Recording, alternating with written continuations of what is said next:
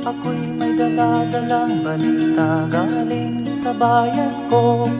Nais kong ipamahagi ang mga kwento at mga pangyayaring nagaganap sa lupang pinangako. Ang lupang pinanggalingan ko'y may bahid ng dugo. May mga lorong di makalipad na sa hawlang ginto.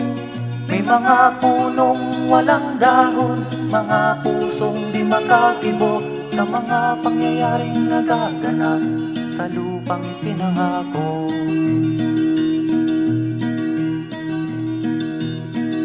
Mula nang makita ko ang lupang ito, nakita ko rin ang munting apoy sa puso ng tao.